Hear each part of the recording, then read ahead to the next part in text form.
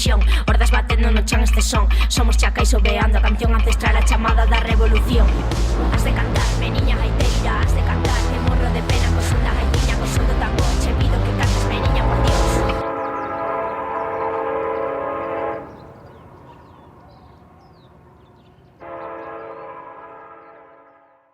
Naxla Xami ven ao mundo en Compostela, aínda que as súas raíces están espalladas entre Galiza e Palestina.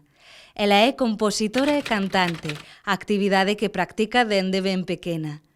As súas ansias de aprender levarán a viaxar por diversos países, onde se enchoupará do eclecticismo que a súa música posúe. No ano 2013 publica Na lingua que eu falo, un álbum no que canta a Rosalía de Castro. Que cante na lingua que eu falo, que así mo pediron na beira do mar, o pé das ondiñas que veñen e van, que así mo pediron, que así mo mandaron, que cante na lingua que eu falo. María Reimóndez é lucense, é escritora, tradutora e intérprete.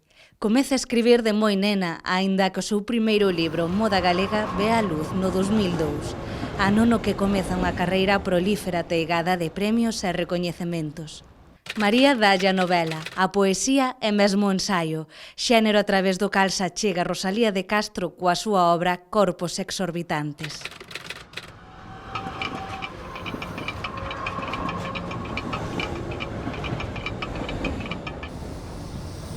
María e Naxla chegando unha viaxe dende a cidade olívica para falar neste capítulo de Rosalía de Castro como inspiración e como muller que influiu nas súas respectivas obras. Abrimos as portas da Casa da Matanza para escoitar a estas dúas artistas. Ladraban contra min que camiñaba, casi que sin alento, sin poder co meu fondo pensamento e a pezoña mortal que en min levaba. E a xente que topaba, ollándome a mantenta, do meu dor sin igual e a miña afrenta, traidora se mofaba. E iso que nada máis que adiviñaba.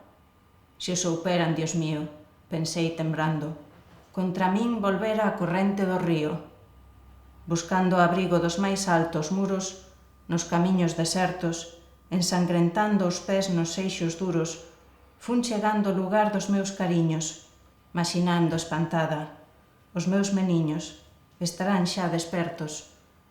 Ai, que o verme chegar tan maltratada, chorosa, sin alento, ensangrentada, darán en se aflixir mal pocadiños por súa nai malfadada.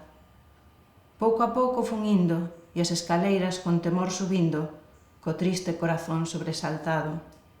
Escoitei, nin as moscas rebulían, no berce inda os meus ánxeles dormían, ca virxen ao seu lado. Escollen este porque creo que é moi significativo, non? Ladraban contra min que camiñaba, pois tanto da recepción da súa obra, por exemplo, como tamén desa visión feminista e mesmo do traballo feminista, ese sachar, non? Que sempre hai quen tira máis pedras que botaban. Entón, bueno, é un pouco tamén toda a cuestión da clase, non? Das afrontas ás que se enfrontan as mulleres con ese final de esperanza, non? Que bueno, ás veces é ela máis contundente, máis rotunda.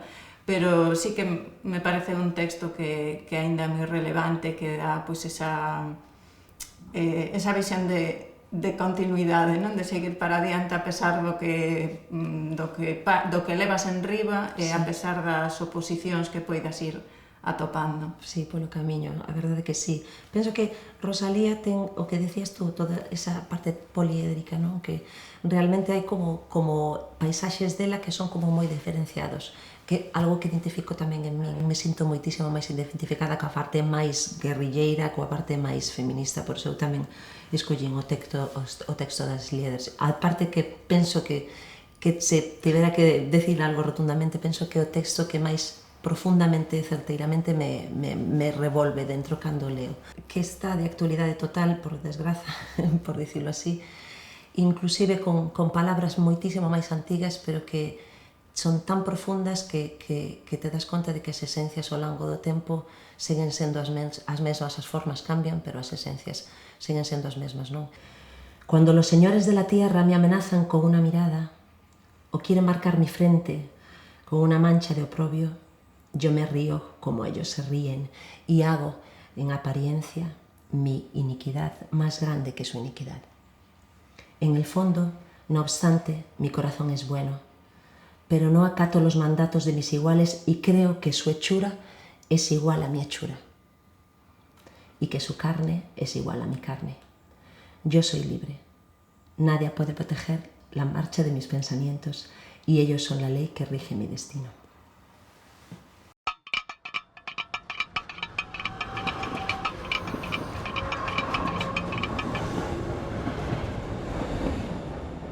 Teño que dicir que estou totalmente obsesionada con El caballero de las botas azules. Creo que aínda queda moito da Rosalía novelista por descubrir, que claro, cando penso que unha obra como esa, que hoxe entenderíamos dende as teorías queer, non? E os feminismos máis avanzados do século XXI, como chega iso no século XIX, pois claro, lóxicamente ninguén entendeu nada do que ali estaba escrito, non? E hoxe recuperamos unha morea de críticas, mesmo dende a colonialidade, bueno, pois, obviamente a clase social e todas esas cuestións que la ten moi de profundidade, non? E moi de raíz. Eu niso síntome tamén moi próxima, non? Moi inspirada pola súa obra. Toda a crítica brutal, non? Que ela fai pois a sociedade literaria madrileña, o intelixente que era no seu uso das dúas linguas, por exemplo, non? Sabía a quen tiña que darlle con que lingua, non? A que estruturas de poder. Porque, cuidado, era sí. tajante e aparte moi bendito todo. A min encantábame ese desafío, porque era desafiante no seu carácter. Pero tamén hai un aspecto que a mí me inspira de outro xeito e que ten que ver con como unha muller que escribiu dende esta perspectiva, non tan, pois iso, tan forte e tan explícita en moitos casos, acaba construída despois ao longo do tempo nunha especie de momia, non? Nesa chorona, nesa figura tan, bueno, pues tan desactivante, non? Que tiña esa idea dende a escola dunha muller moi escura, sempre triste, ata nos contaban que tiña como unha especie de patoloxía que era imposible, que lle resultaba imposible ser feliz. Isto viña nos libros de texto, non? De cando eu estudaba na EXB naqueles tempos. E tivo que pasar moito tempo, de feito, grazas aos meus estudos como traductora e como teórica da traducción, e foi aí nese momento cando empecé a ler sistemáticamente a súa obra completa, non aqueles fragmentos mutilados, non? E claro, foi para min un antes e un despois no meu entendemento de moitas cousas, non? E nesa fascinación que produce cada vez que tamén, pois cando viaxo e comento con mulleres de outros países como o noso, que teñen linguas non hexemónicas, que están en situacións de convivir con distintos patriarcados, en situacións de complexidade, o inspirador que lles resulta non só exemplos, sino os textos, non? Porque ás veces, grazas ás traducións que agora hai, pois o inglés e outras linguas poden acceder. É como de repente descubrir unha autora, non? Que parece increíble que vivise hai tanto tempo, non? Claro, é que as cousas collen a dimensión a medida que pasa o tempo, quero dicir, non necesariamente cando estamos aquí, non? E eu entendo que o que comentas tamén desa visión de Rosalía, porque eu tamén a topo, quero dicir, por exemplo, para min Follas Novas, a última parte de Follas Novas me resulta moi complexa de aceptar a nivel de lectura, porque é quizáis a parte que eu coa que menos me sinto identificada, non? E a que máis me costa de Rosalía, porque eu sou unha persoa super vital, que me gusta a vida, eu non sei se tiña unha patoloxía ou non a tiña, quero dicir, tampouco se pode demonizar a alguén por eso, non? Pero eu noto existente, en eso sí que estou de acordo, é moi forte, pareceme unha parte profundísima dela, unha parte de reflexión interior brutal a que moitas persoas non conseguen chegar e que me parece unha mente privilexiada que poida chegar a esas profundidades realmente, e eu comprendo-as, mas non son unha persoa que poda conectar con eso.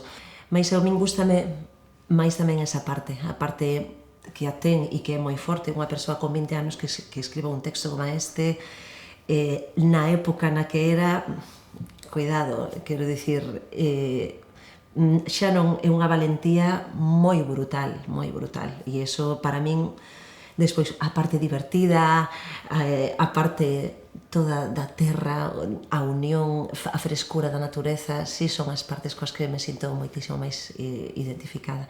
A parte de novelas, eu ainda li un pouco, eu teñome que sumerxir aí. Como a ti non teño, eu como me dedico a música, sempre busco máis as rítmicas, non? E entón, acabo recalando moitísimo máis na poesía, non? Todo ese ritmo. Por iso tamén Follas Novas, que é un libro moitísimo máis aberto a nivel rítmico, me costou moitísimo máis por atopar musicalidade, non?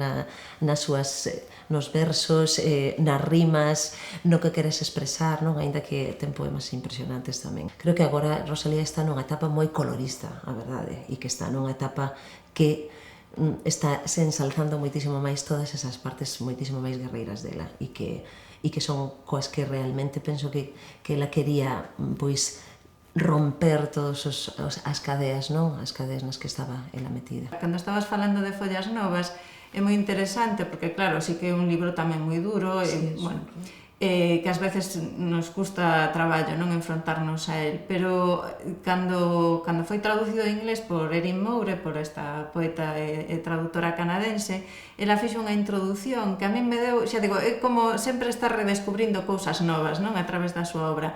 Ela falaba de como tamén é un acto político a reivindicación do pensamento, non? Nun momento no que as mulleres se supuña que tiñan que escribir de sentimentos, que sabemos, non? Que Rosalía expresou tamén nese poema de Daquelas que cantan. Follas Novas é unha maneira de dar valor tamén ao pensamento, non? De ser unha persoa pensante como muller e como escritora. Entón, aínda que ás veces non conectemos temáticamente con certas cousas, a súa escrita é sempre rebelde, non? Incluso nesas cuestións máis sutís, máis de fiar fino. E como dicía, para min, ás veces o problema é como foi recibida a imaxe que eu tiña negativa. Os meus avós tiñan unha imaxe positiva dela, porque habían como un referente do pobo, non?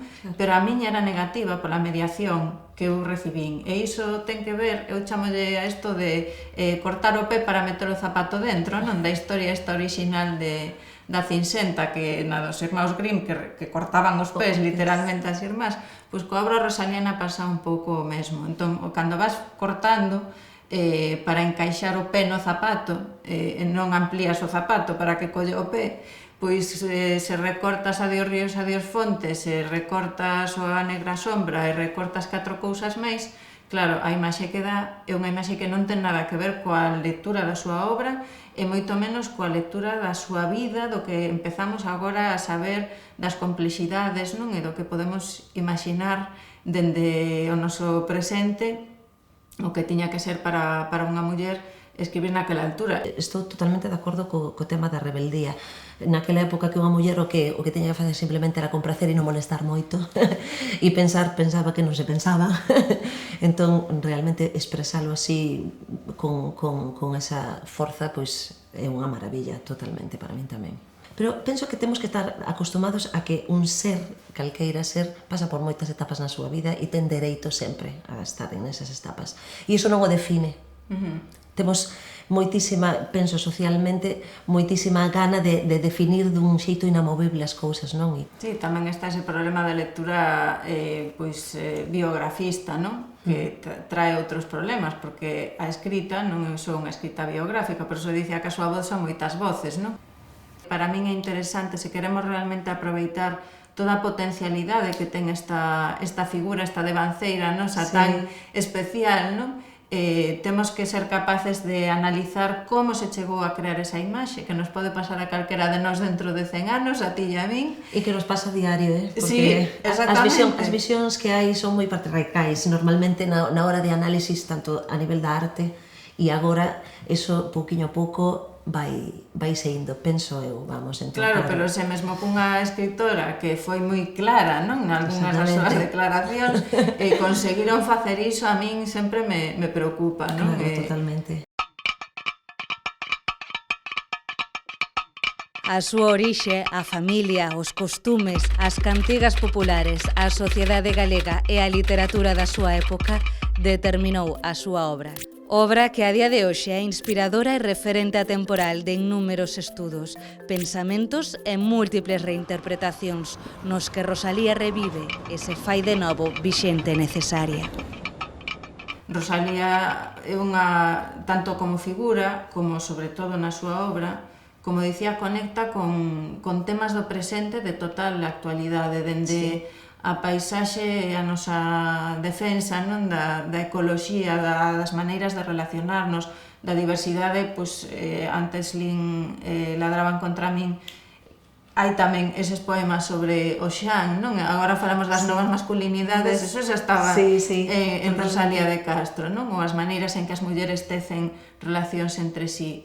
Ela é personaxe singular, mas tamén produto dunha sociedade, non? E eso son cousas que temos que recuperar nun momento onde pois, os nosos centros se nos presentan noutros lugares, en Madrid, en Barcelona, en Nova York, non?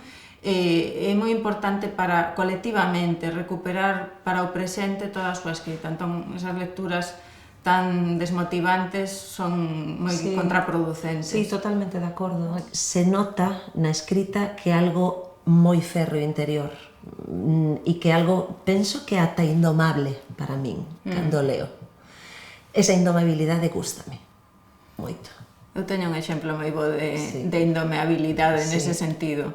Porque, bueno, hai un tempo descubriuse que Rosalía traducira un poema, non? Que é a Gaita Gallega, que realmente é unha traducción dun autor español, que vou mirar o nome porque sempre o digo mal, como me resulta irrelevante, con perdón, pois sempre teño que mirar, non? Ventura Ruiz de Aguilera. E, bueno, pois como é? Ventura Ruiz de Aguilera.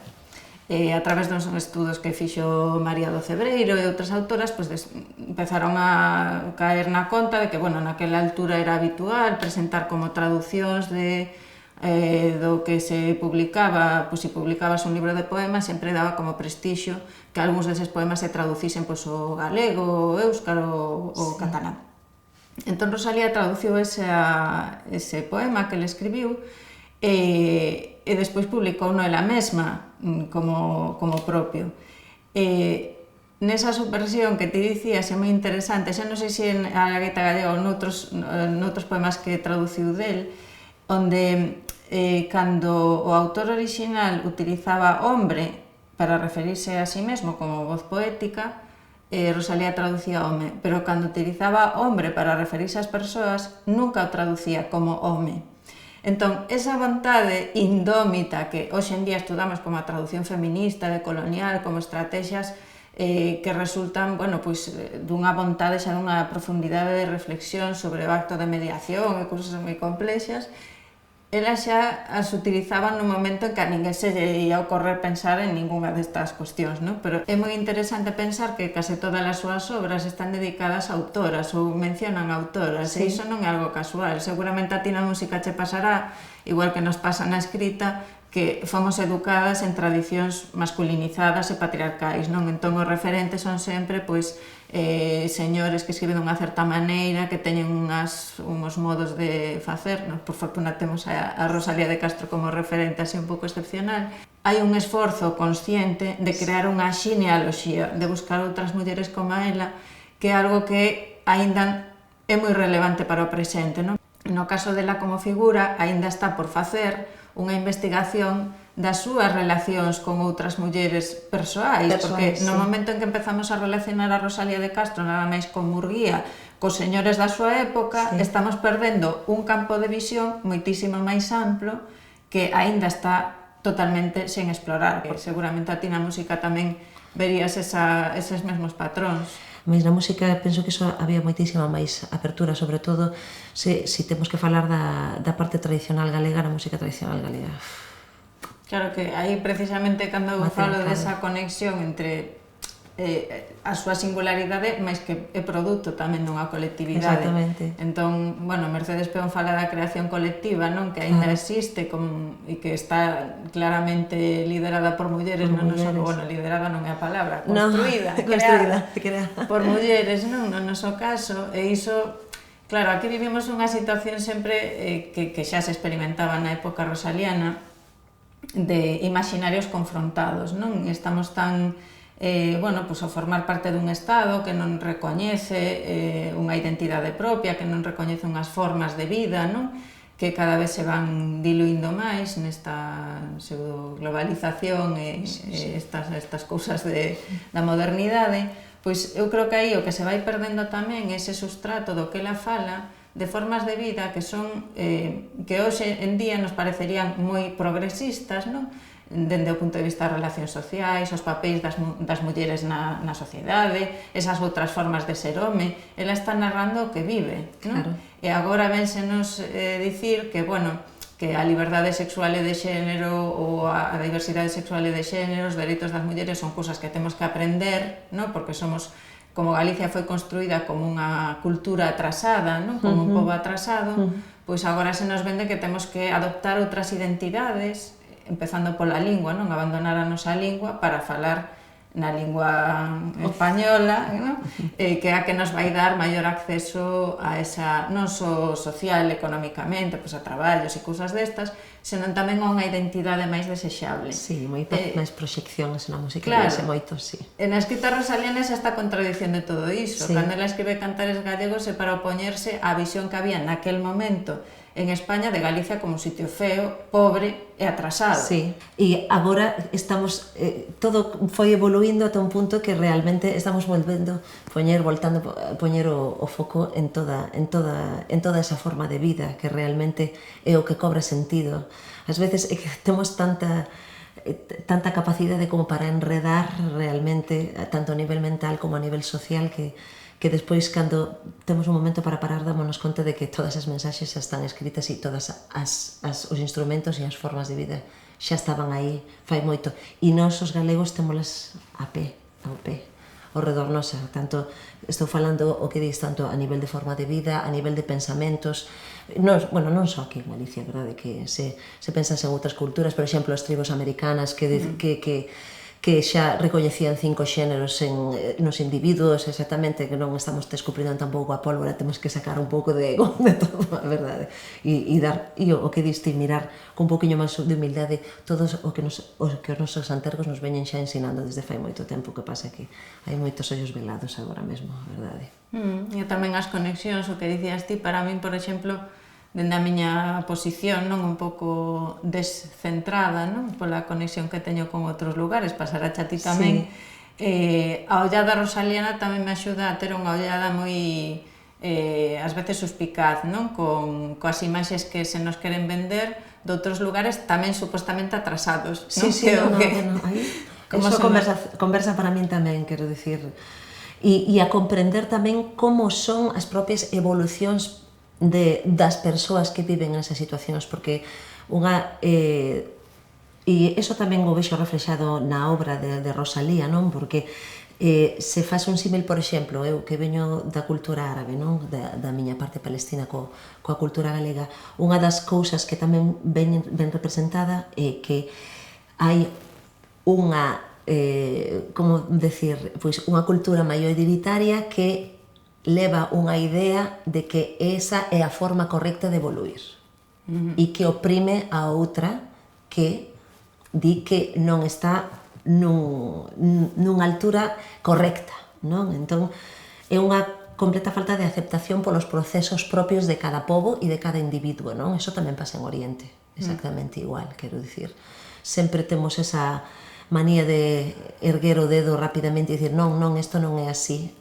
As vidas teñen perspectivas moi distintas e todos os povos teñen o dereito a evoluir no seu tempo, a trabucarse no seu tempo. O final é iso, non? Que hai unha forma occidental de vivir que presiona unha forma oriental que se supón incorrecta. Por qué?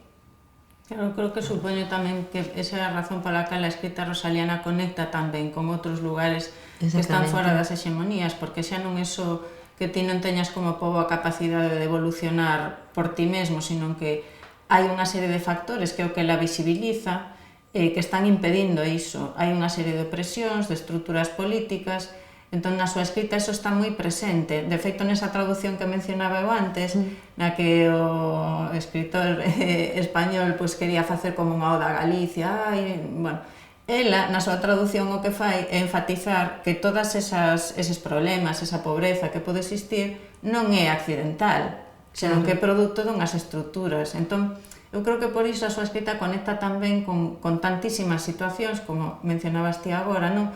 De povos que son construídos como para beneficio de quen os construe como tales, non? Que está na cerna da colonización agora, antes e despois, non? Hai que construir as outras como bárbaras para poder explotar os seus recursos, non? No caso de Rosalía, por iso, a súa escrita é máis necesaria que nunca hoxe, porque todos eses procesos, ademais, están moi invisibles, non?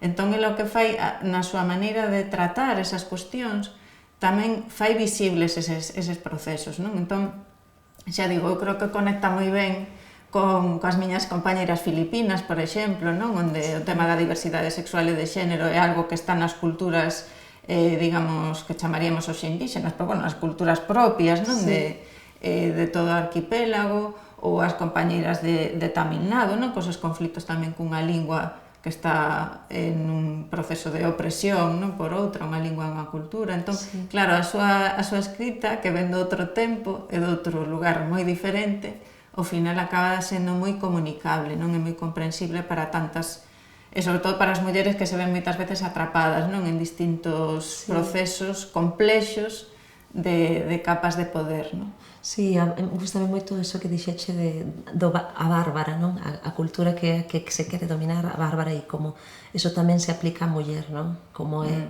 a bárbara, cando queres realmente poñela debaixo do teu pé e silenciala, non?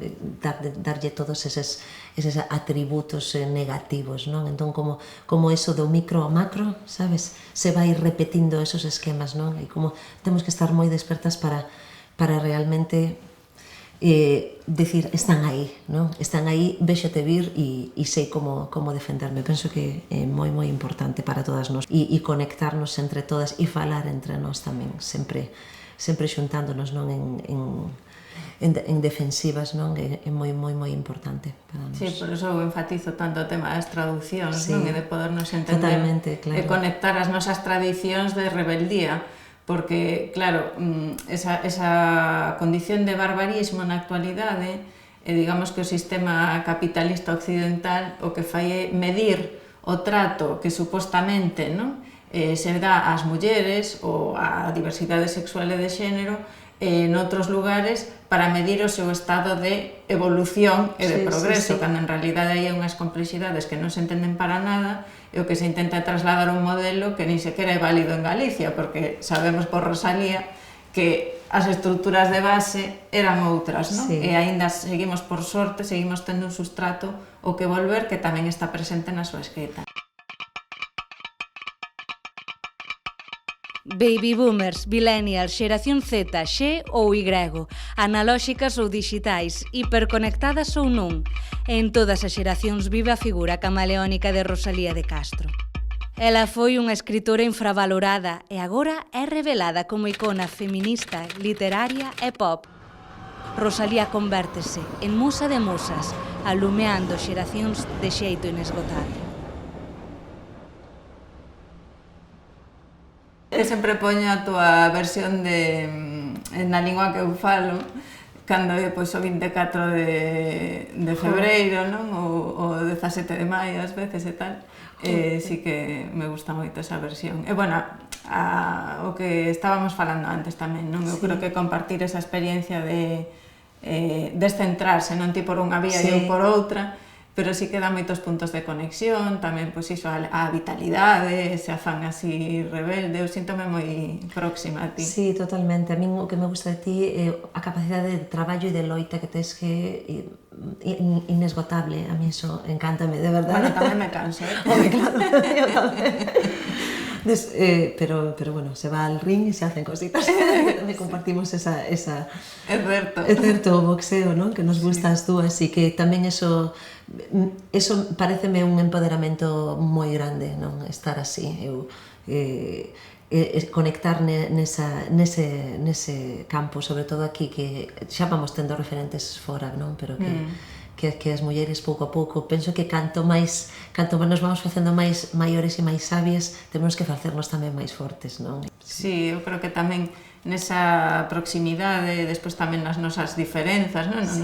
Na nosa diversidade, pois tamén para min foi interesante esta conversa, non? Ter a capacidade de ver, pois, eu dende o mellor dende un campo máis próximo rosaliano, non? Sí, eu estou máis lonxe.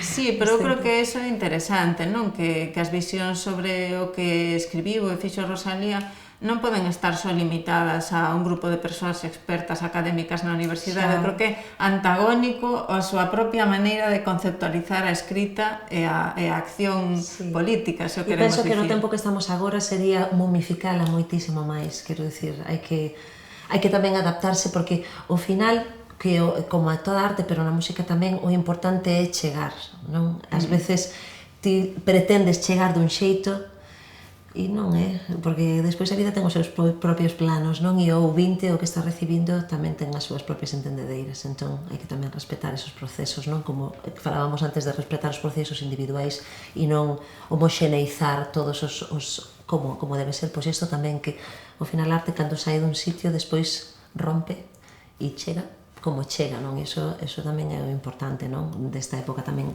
debullala e poñela en todos os pequenos pedaciños que poden conectar coa sociedade tal e como está agora, non? No espírito da súa obra, eu creo que está ese aspecto popular no sentido máis positivo da palabra, non? De conectar coas persoas en cada tempo. Totalmente, aparte ela sempre botou redes para outros lugares, non? Que iso é algo que me fascinou a min cando, porque eu son unha mestiza, e que é así, entón eu pasei toda a miña vida sentíndome sempre que non encaixaba moi ben en ningún sitio en concreto, non? E claro, sempre conecto pois con xente que bota redes para outros lugares, como no teu caso tamén, que sempre construyes pontes. Eres fonte e ponte, non? Son os dous eidos que eu sempre vexo nos creadores e na xente en xeral, non? Bueno, tamén estás construindo outro lugar. Claro, totalmente. Ao mesmo tempo, crear un lugar que é máis amplo, non? Que o mellor os que xa existían. Sí, totalmente, pero que teñen as raíces moi postas aquí, non? Aí está ese xermolo de conexión, como distí, non? De lanzar redes que temos dende cada quen no seu espazo cultural, digamos, para ir creando outras polifonías, non? É un mundo menos de centros e periferias e máis de neuronas conectadas. Exactamente, máis sinapsis, porque realmente todo é unha rede. E os galegos, en ese sentido, penso que somos un pobo que temos moita afinidade e moita gana sempre de abrir os brazos para as cousas novas, que iso é algo, porque, bueno, con toda a historia que houve aquí, penso que era algo totalmente inevitable, non? Entón, penso que estamos moito máis que preparados, non? Para realmente establecer todas esas redes e esas pontes moitísimo máis, e que nos nutre moitísimo, a verdade, porque somos capaces de transformar todo, de aceptalo e de...